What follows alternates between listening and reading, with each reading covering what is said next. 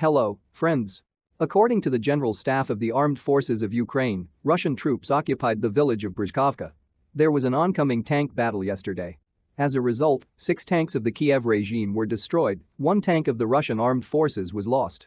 So, this means that the offensive is going south along the Izyum-Barvinkovo highway, and the pincers are slowly but gradually shrink. The answer to the question of who and what exactly is the war going on is given by the canonization of the bandits who participated in the Maidan and the military of the Kiev regime.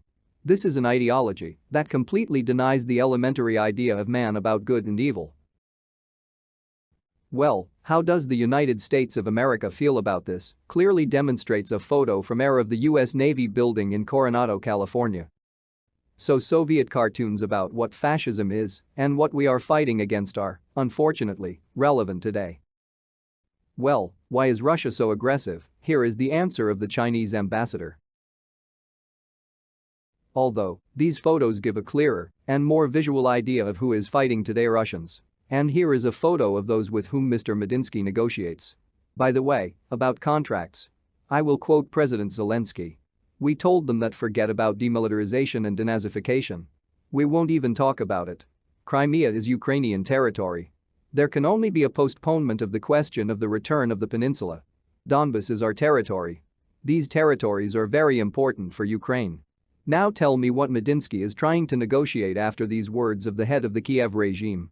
At the same time, I guarantee you that today no one in Moscow will say that there is nothing to talk about with Kiev and will not recall Mr. Medinsky and all this embassy. And in this photo, the answer to Peskov from St. Petersburg. The photo shows an artist who recently immigrated to Israel with the signature rat. And the signature is visual and the answer is demonstrative.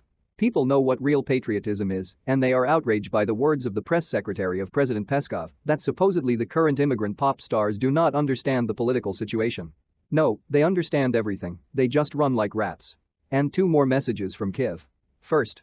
In the village of Rubezhnoye, Russian troops allegedly hit tanks with nitric acid. Second news: at night, a ship flying the flag of the Dominican Republic was fired upon by the Russians from the Sea. Republic. The ship was in the port of Mariupol, and now it is sinking. And now tell me why, practically liberating the settlement of the frontier troops to strike at the trains with nitric acid. Nobody can explain.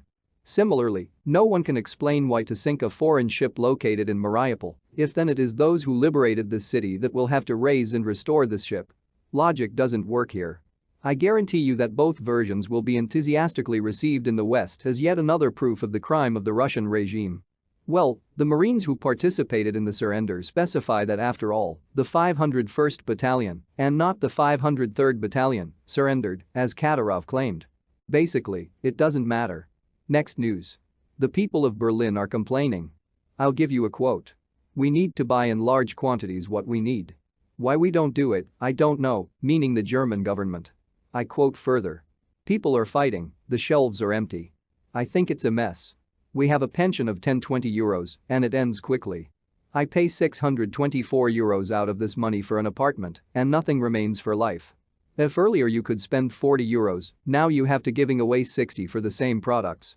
Here, the price increase is caused, as we understand it, by anti-Russian sanctions, which introduced by Germany and the European Union. Russia did not impose sanctions. At the same time, aviation kerosene prices in New York reached a record $320 per barrel. And in the States, in connection with this, and not only with this, billboards are already appearing on which Biden and his vice president are depicted, accompanied by the inscriptions of the film Dumb and Dumber, with the director's call to shoot a sequel. Meanwhile, the US dollar fell to 83.90 at the start of trading on the Moscow Stock Exchange today.